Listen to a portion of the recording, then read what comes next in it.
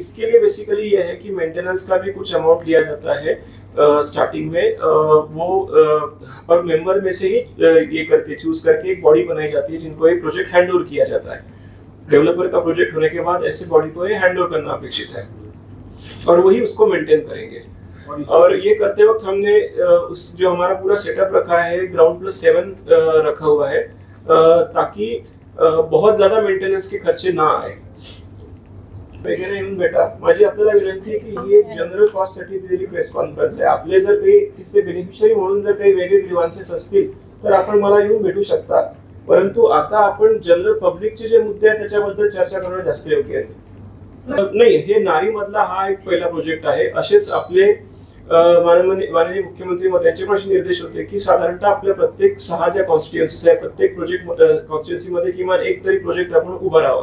तर याच पद्धतीने आपण पुनापूरला पण एक 840 घरकुलाचा प्रोजेक्ट पुनापूरला 840 घरं आहेत, हुडकेश्वरला साधारणतः 402 हुडकेश्वरला जयताची किती आहे? पुनापूर 840, हुडकेश्वर 240, जैताळा 571 आणि केटी नगर मध्ये पण एक 450 घरकुलाचा रस्ता। हा, ईडब्ल्यूएस याच्यात आम्ही एक विनंती पण केलेली आहे शासनाला की ईडब्ल्यूएस ची जी उत्पन्न मर्यादा 3 लाखापर्यंत ठेवलेली आहे, तर जसं पुणे आणि एमएमआर साइडला याची उत्पन्न मर्यादा जी आहे ती 6 लाखापर्यंत वाढवली आहे, त्याच पद्धतीने ते रिलॅक्सेशन नागपूरसाठी सुद्धा द्यावं, नागपूर सिटीसाठी, असं आम्ही एक विनंती पत्र दिलेलं आहे। जर ते झालं तर अतिरिक्त सुद्धा आपल्याला ओपन होतील। हाँ, ये सब प्रपोज है, उसमें से पुनापुर और हुडकेश्वर स्टेट गवर्नमेंट ने अप्रूव करके ऊपर भेज दिए हैं। सेंट्रल गवर्नमेंट का अप्रूवल अभी मंथ एंड तक अपेक्षित है और जयताड़ा और केटी नगर का प्रपोजल हमारी तरफ से अभी जयताड़ा का सबमिट हो गया है, केटी नगर का होगा 15 दिन में। नाही विक्री करू शकत नाही ते फ्लॅट, त्यांना काही ठराविक वर्षांचं आपण बंधन टाकलेलं असतं आणि त्याच्यानंतर मग त्यांना हे जे आहे म्हणजे तोपर्यंत ते विक्री करू शकत नाही त्याची। नाही, पण त्याच्यामुळे काय होतं माहिती का, आम्हाला जवळजवळ खूप बेनिफिशियरीज जे आहेत ना ते असे बदलायला लागले की त्यांनी सुरुवातीला अप्लाय केलं परंतु आमचं नंतर लोनचं प्रकरण झालं नाही किंवा त्यांची आम्हाला दुसरीकडे बेटर अपॉर्च्युनिटी मिळून गेली म्हणून हे आम्ही सोडतो आहोत। त्याच्यामध्ये खूप बेनिफिशियरीज आम्हाला वारंवार बदलावे लागले किंवा बरेच जण असे असतात की ते फक्त लॉटरीमध्ये येतात आणि मला जमत नाहीये म्हणून मी नंतर काहीच करत नाही। तर सगळी यंत्रणा जी आहे ती त्याच्यामध्ये एकतर पूर्ण डिले होऊन जातो प्रोजेक्ट, मग त्याच्याऐवजी दुसरा बेनिफिशियरी निवडणं, कारण एखाद्याला कॅन्सल करायचं म्हटलं तरी आम्हाला किमान त्यांना 3दा अप्रोच करावं लागतं। म्हणजे ज्यांना ऑनलाईन करणं शक्य होत नाही अशा लोकांसाठी आपण प्रत्येक झोनच्या ठिकाणी आणि हेडक्वार्टरला सुद्धा एक टेबल अलॉट केलेला आहे की जिथे येऊन ते त्यांनी माहिती द्यावी त्यांची ती आपल्याकडनं आपण भरून घेऊ। नहीं, प्रॉपर्टी टैक्स संदर्भातले नियम असतील किंवा पाणी पुरवठ्याचे नियम असतील ते त्यांना एज इट इज लागू होती। जैसे पुनापुर का अभी सेंट्रल गवर्नमेंट से प्रपोजल आने के बाद इमीडिएटली हम टेंडर प्रोसेस करेंगे, उसमें जो भी हमको एलिमेंट टेंडर आता है यानी कम से कम रेट में जो हमें बना के देगा वैसे उसका निश्चित किया जाएगा और इमीडिएटली उसकी भी ऐसी एक प्रेस लेके हम उसको भी लॉन्च करेंगे। गूगल मॅप वर मी आपलं दाखवू शकलो असतो पण आता आम्ही ती काही सुविधा ठेवली नाहीये, आम्ही शेअर करतो आपल्याला गुगल लोकेशन त्याचं जे आहे ते। रोड टच जागा आहे ही, समोरला पेट्रोल पंप आहे आणि डांबरी रोड मोठा रोड असतो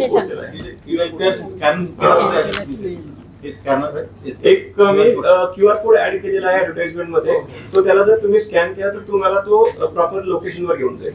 नाही, हे बघा लॉटरी सिस्टीम आहे त्याच्यामुळे जे कोणी अप्लाय करतात आहे त्यांना सगळ्यांची नॉन रिफंडेबल सिरियस बेनिफिशियरीज येण्यासाठी फक्त आपल्याला हे आपण हे करत असतो की जेणेकरून फक्त सिरियस बेनिफिशियरीज यावे, नाही तर अदरवाईज माझी काही तयारी नाही आणि मी जस्ट फक्त पडताळणीसाठी म्हणून टाकून देतोय, मग तिच्याने ना पुन्हा लॉटरीमध्ये जर त्यांचं सिलेक्शन झालं तर नंतर प्रॉब्लेम येतो। या स्कीम मध्ये आम्ही कन्व्हिनियन्स शॉप्स जे असतात म्हणजे काही मोठी सोसायटी जर फॉर्म झाली तर तिथे काही छोटे छोटे शॉप्स असले पाहिजे, तर ती प्रोव्हिजन आपल्या PMAYच्या प्रोव्हिजनात होती, त्याच्यानुसारच आपण काही प्रमाणामध्ये गाळे तिच्यामध्ये ठेवलेले आहे आणि त्याचं डेव्हलपरकडेच आम्ही दिलेलं आहे, त्याचं क्रॉस सबसिडायझेशन आम्ही या ठिकाणी केलं आहे, त्याच्या बदल्यात आम्ही किंमत कमी करून घेतलेली आहे फ्लॅटची।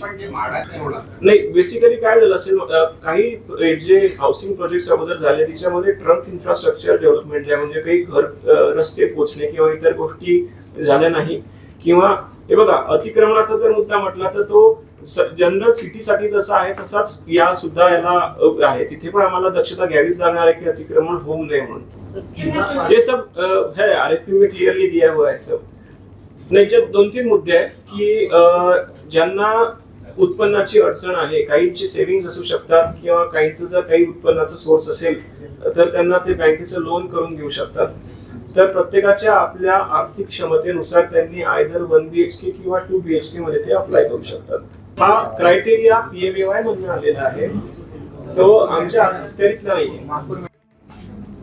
आता जी ही प्रधानमंत्री आवास योजनेच्या संदर्भाने आपण प्रेस घेतोय, आयुक्त साहेबांनी आपल्याला सर्व माहिती म्हणजे इत्थंभूत सगळी माहिती दिलेली आहे. आणि म्हणजे त्यातलं आता सांगायचं तसं काहीच राहिलेलं नाही. सगळे मुद्दे आपण नोंदवून घेतले. किती फ्लॅट्स आपण करणार आहे, कोणत्या ठिकाणी करणार आहे, कुठल्या पद्धतीने करणार आहे, ह्या सगळ्या गोष्टींची चर्चा झाली आहे. आणि त्याच्यामुळे मला तर खरं म्हणजे पहिल्यांदा एवढंच म्हणायचं आहे की नागपूर महानगरपालिका या नात्याने विचार करत असताना आपण शहरातल्या त्याही घटकांचा विचार, ज्यांच्याकडे स्वतःचं घर नाही, जे स्वतःचं घर घेऊ शकत नाही, त्याही लोकांनी आपलं स्वतःचं घर घेण्याचं त्यांचं स्वप्न पूर्ण करण्यासाठी महानगरपालिका विचार करते. शासनाच्या निर्देशानुसार म्हणजे राज्य सरकार आणि केंद्र सरकार या दोन्हीच्या साह्याने आणि त्याच्या निर्देशांनी ह्या सगळ्या गोष्टी पूर्ण होतात आहे. मी दोन्ही सरकारला देखील आभार मानते यासाठी. आणि खरं म्हणजे कुठलाच मुद्दा उरला नाही हे जरी खरं असलं तरी सुद्धा काही गोष्टी निश्चित आहे. आत्ताच मगाशी दादांनी म्हटलं आणि याच्यामध्ये जेव्हा हे सँक्शन झालं हे आता कारण मंजूर झालेले विषय आहे, पण याच्यामध्ये जसं बागबगीच्यांचा विषय आहे, मुलांच्या एम्युनिटीजचा विषय आहे, लहान मुलांच्या लिफ्टचे विषय आहे, दिव्यांगांसाठी प्रायोरिटीमध्ये ग्राउंड फ्लोअर देण्याचा विषय, हे सगळे आहे. पण तुम्ही जसं म्हटलं की पर्यावरणाच्या दृष्टीने तर ते मात्र तेवढंच महत्त्वाचं आहे की आपण शहरात इतर सर्व लोकांसाठी जेव्हा हा विचार केला, रेन वॉटर हार्वेस्टिंगचा विषय हा अतिशय जिव्हाळ्याचा विषय आहे. तर समजा यामध्ये आहे का हा विषय, मला माझ्या माहितीमध्ये ते होतं की आहे, परंतु समजा त्यामध्ये अधिक ताकदीने म्हणजे कुठल्याही प्रकारे याच्यात कुठली गफलत होणार नाही, समजा याचं म्हणजे तपासणी पूर्ण केल्याशिवाय आणि बिल्डरकडून कुठल्याही प्रकारे लोकांना देण्याच्या पूर्वी या सगळ्या गोष्टी पूर्ण करून घेतल्या जातील अतिशय ताकदीने, हे महत्त्वाचं आहे. आता आपण जसं म्हटलं की याच्यामध्ये सूर्यघर योजनेच्या माध्यमातून किंवा म्हणजे जे लोक घेतील त्यांनी या ठिकाणी सोलर सिस्टम स्वतःच घेण्यासाठीची व्यवस्था या ठिकाणी करण्यात येऊ शकते. पण माझी विनंती आहे खरं म्हणजे की या प्रोजेक्टमध्ये अंतर्भूत जर आपल्याला सोलर सिस्टमच्या बाबतीतही आपला पर्यावरणाशी निगडीत असल्यामुळे तोही मुद्दा तितकाच महत्त्वाचा असं मला वाटते की कुठल्या प्रकारे होऊ शकत असेल तर त्या ठिकाणी ज्या लोकांनी स्वतःचं त्यांचं घेतलं आहे त्यांना समजा सोलर सिस्टम त्यांनी स्वतःचं घेतलं तर त्यांना त्यामध्ये सूट देता येऊ शकते का, त्यांच्या टॅक्सेसमध्ये सूट जी आपण महानगरपालिकेच्या याच्यामध्ये ऑलरेडी देतो आहे, या सगळ्या सूट देण्याचा देखील विषय तेवढाच महत्त्वाचा आहे. तोही आपल्या सिस्टममध्ये अंतर्भूत करून घ्यावा हे महत्त्वाचं आहे असं वाटते.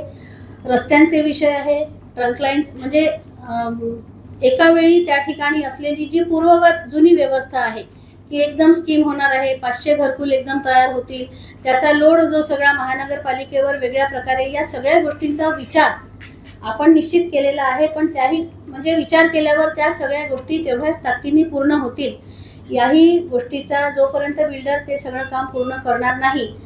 आणि कारण एकदा कसं होते की आपण अलॉट करून देतो, लोक राहायला येतात, बिल्डरकडून घेऊन घेतल्यावर बिल्डरही मोकळे होऊन जातात, अशा कुठल्याही गोष्टी याच्यात होणार नाही. या सगळ्या गोष्टीची काळजी महानगरपालिकेच्या वतीने घ्यावी ही देखील या ठिकाणी सूचना आहे.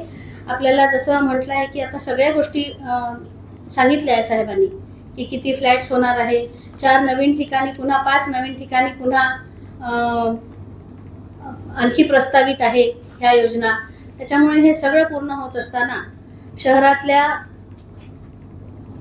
कमी आर्थिक उत्पन्न असणाऱ्या लोकांसाठीची जी गरज आहे ती पूर्ण व्हायसाठी नागपूर महानगरपालिकेने हा जो उपक्रम राबवला, मी पुन्हा आपल्या सर्वांच्या माध्यमातून हीच विनंती माझी आपल्याला आहे की त्या सर्व लोकांच्यापर्यंत ही सगळी योजना आपण ताकदीने आणि सगळ्या सचोटीने म्हणजे जे ऑलरेडी याच्यात सगळं आपण पूर्ण दिलेलं आहे, कुठल्या प्रकारची म्हणजे लपून ठेवलेलं असं काहीही नाही आहे, ते सगळ्याच्या सगळं नागरिकांपर्यंत आपण पोचवावं, जेणेकरून जे गरजू नागरिक असतील, ज्यांना जसं मगाशी म्हटलं की 3,000 आणि 5,000 रुपये आपण त्यांच्याकडनं नॉन रिफंडेबल घेतोय, तर त्याच्यामागे देखील कारण ते आहे की जे त्यात भाग घेऊ शकत असतील, ज्यांना ही माहिती आहे, जे सिरियस असतील, ते सगळे लोक आपल्यापर्यंत या योजनेचा लाभ घेण्यासाठी याच्यात भाग घेऊ शकतील. यासाठी आपल्याकडून महानगरपालिकेच्या वतीनेही मी आपल्याला ही विनंती करते की त्या सर्व लोकांच्यापर्यंत हे प्रेस नोटच्या माध्यमातून पोचवावं, जेणेकरून या शहरातील